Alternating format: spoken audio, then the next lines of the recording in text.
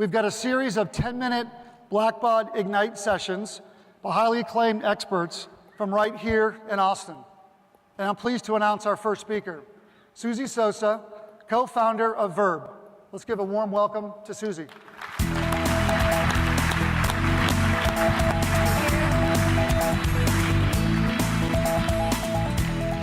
Good morning. Welcome to Austin. This morning I'm going to talk to you about a seismic shift that's taking place in our sector. I'm going to start with a provocation that by 2050, nonprofits and for-profits, as we know them today, will be the minority. And in fact, one day they may cease to exist. How do I know this? For the past 5 years, I've been running some of the world's largest social innovation competitions. I've had more than 9,000 for-profits and nonprofit social enterprises from over 100 countries enter my competitions. And when they create an online venture profile to enter, they have the choice to select whether they're a nonprofit, a for-profit, or a hybrid. Over 30% of the ventures that enter my competitions consider themselves a hybrid. And yet, that is not an official legal structure. So what are these organizations? What does it mean to be a hybrid? I thought I'd tell you a story to illustrate it. This is the story of Kennedy Odede, who grew up in the largest slum in the world, in Kibera, in Kenya. He had a vision to create a school for girls. And like many social activists, at first thought he would build a charitable model, and he would try to fundraise to support his school. But he quickly found that he couldn't raise enough money, and that the work of doing so was just never going to help him fulfill the dream that he had for this school. And so he started to think differently. He came up with a concept to build 4 small businesses tied to the school: a computer lab, a health clinic, a well, and a latrine. And all of the services provided at a price affordable to the community residents in Kibera. It was with this vision that Kennedy entered my 2010 Dell Social Innovation Challenge and won the $50,000 grand prize. And now those social businesses actually generate the revenue that supports his Kibera School for Girls and educates more than 100 girls who grow up in this slum every single year. So what's happening here? What is this an example of? I believe that the social impact spectrum is changing. That in the past 100 years or more, we've been concentrated primarily on the poles of this spectrum that you see before you, with traditional nonprofits on one side focused on mission maximization, and for-profits on the other side focused on profit maximization. But what's happening now, we're in the midst of it, is we're moving toward the center, where nonprofits are being expected to have much more financial sustainability and to think about business models, and for-profits are being expected to have much more social impact and really integrate that in the business beyond just CSR or corporate philanthropy. And we see this all over the world. Here in Austin, these are some of the organizations that are already doing this, alongside some of the national role models. We think about Sesame Street, Goodwill, and Girl Scouts. For-profits with social impact, of course, we know Whole Foods, but Tom's was really one of the pioneers saying, we're going to create a business that's going to embed social impact into the core as much as our profitability. And at the heart, we have these hybrid organizations like in Austin, Dominican Joe Coffee Shop, and also Ubuntu, which I'll talk to you about in a minute. What's driving this change? Well, you might talk about changes in public sector funding. After the financial crisis, we all know that demand far exceeds supply of public and philanthropic capital. But with this image here, I believe this is the single greatest factor driving this shift away from traditional nonprofits and for-profit organizations. It's the rise of the millennials combined with digital access and information transparency like never before. This generation brings a set of values, a cultural shift that is radically transforming this landscape. And at the same time, the kind of transparency leads to accountability, both for for-profits, now millennials demanding that they have authentic social impact, but also for nonprofits who have to rise to a standard of transparency and accountability for their own social impact as well.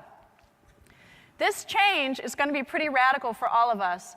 but I believe that it has tremendous potential in terms of solving the social problems that we all care so much about. Take this, for example.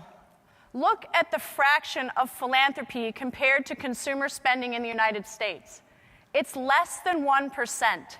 And if we can tap into consumer spending for earned revenue models for nonprofits, if we can harness the power of consumer spending in for-profit organizations and mobilize that for authentic, measurable social good, perhaps we have a chance at solving some of these wicked problems that have persisted for years and years. At the same time, this revolution is also attracting new talent. Take a look at Jessica Alba, one of the founders of the Honest Company. This is a company she created to produce ethical, sustainable, and clean products for her family. This company is valued at $1.7 billion. And you know what? It's a B corporation. How many of you here have heard of B corporations? Well, if you don't know them, you should look them up. B Corporation stands for Benefit Corporation. And these are companies that have undergone a third-party evaluation to validate the authenticity of their social impact. So guess what, nonprofits? These companies are competing with you. The B Lab is taking on the IRS as the sole arbiter of who has authentic social impact. These companies are transforming this landscape. So now I want to tell you a couple of stories of nonprofits here in Austin that have transformed from the traditional philanthropic model to this hybrid social enterprise model. The first one is an organization called EcoRise, started by a friend of mine, Gina Lamott. She had as her mission to educate and empower disadvantaged youth in the green tech revolution, to teach them about solar and geothermal. And she started, like many social change agents, with the modest idea of just getting into the classroom with curriculum. She did science fairs. She also engaged them in campus greenification projects. She started in 2008, and by 2013, she was in 8 schools serving about 350 students. But every year, as she wanted to get into another school, it was, I have to go and raise thousands more dollars, I have to find more volunteers. The pace of growth and the pace of impact was just too slow. And so Gina and I started talking about, well, how could you grow faster? How could you build in earned revenue? How could you have the kind of impact that you dream of? It required lateral thinking. It required her to shift her model. And so Gina evolved. And instead of focusing on classroom to classroom, she built out an entire curriculum that she could make available through a digital platform. She recently partnered with the U.S. Green Building Council, and this year, in 2015, she will be in 600 schools with this curriculum training 50,000 students. Huge transformation from where she was before.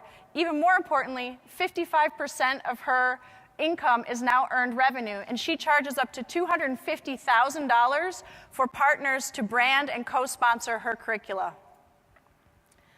Another example is the social enterprise nonprofit Comfort the Children, which was started by Zane Wildman in 2000.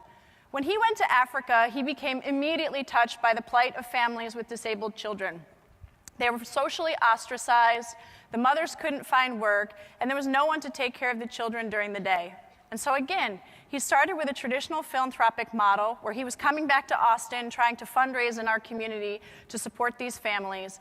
And again, week after week, month after month, trying to generate enough revenue to fulfill this mission and change the lives of these people that he cared about so much.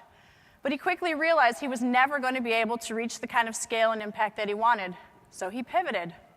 He opened up a factory. And he started teaching the moms how to sew and how to make handicraft products. He came back to Austin, the home of Whole Foods, and was able to get these products sold in the stores. He started with canvas bags, wine bags, tote bags. He then expanded. He branded his fashion line, the Lifeline. They created their own website, started making bracelets. For Valentine's Day this year, he actually launched a partnership with American Eagle to sell his love bracelets. Zane realized the power of social enterprise, of using earned income. He was able to support so many more families and substantially increase the social impact in Mai Mahiu in Kenya. So actually, they started experimenting even more, and he opened the very first tourist-focused coffee shop in Kenya, Cafe Ubuntu, and he captures tourists that come on safari. And so now, an organization that started as CTC International, which stood for Comfort the Children, just this month rebranded as Ubuntu. And this is a graphic from their website where you can see they've fully transformed into a hybrid organization. So they have on one hand social enterprises like Ubuntu Cafe, their Made line, which is their fashion line, and also a farm, generating earned revenue to support the impact side of the organization, which includes the school and the health and the green programs. And now I'm really proud of Zane because he is actually the largest employer of Maasai women in the entire country of Kenya. And think about the scale and the size of impact that he's able to have with this model. So one of the things that frustrates me a little bit as organizations get excited about making this transformation is they start to think, okay, I'm excited about this, I want to do it myself, so let me go find somebody who can fix this for me. And this is usually what I see. I see nonprofit organizations finding a corporate executive, a CEO, to come in and help them think about a business model. I see many for-profit companies going out and looking for a quintessential do-gooder to come in and help them understand social impact. Well, it's not as simple as this, as all of you know. But on the other hand, many organizations also come to me and say, this isn't for me. We can't do earned income. Our client base doesn't have any disposable income. We can't generate revenue. It doesn't fit with our mission. Well, I believe you can. It's not as simple as finding a token do-gooder or a token business person and plopping them in your organization. What it does require is raising the bar on your thinking. And when I talk about this with entrepreneurs, I say it's like the Rubik's Cube. Until now, we haven't solved all the faces. Nonprofit organizations are stopping at mission. They're not wrestling with the revenue side of the equation. For-profit companies are stopping at profit and not thinking, how can I embed social impact in a deep and authentic and synergistic way? It's just about raising your expectation. It's just about iterating, experimenting, and repeating until you find a model that actually works and blends mission and profit together. This is a revolution taking place around us. And right now you might be thinking, well, this is all really interesting, but I don't know if it's really for me. Well, I hope this slide starts to provoke you that it is for you, and you have to respond. A 2013 study by Deloitte of millennials and innovation found that 36% of millennials believe the purpose of business is to improve society. They are not going to have appetite for companies that don't contribute positively in some way. So if you have a business that is still practicing traditional corporate philanthropy or CSR, you are quickly going to be left behind by B Corps and other businesses that integrate social impact more intrinsically. And at the same time, for the nonprofits in the audience, over 95% of millennials feel it's acceptable to profit from social innovation. Nonprofits will no longer have the moral high ground. They will be perfectly comfortable solving the social issues on our planet through business. And if nonprofits don't elevate and think about earned revenue, increase accountability to the social impact, you will also be left behind. This is a seismic shift that's happening all around us. I believe it holds huge potential to finally solve some of our planet's most pressing problems. The question is, how will you respond to it? Thank you.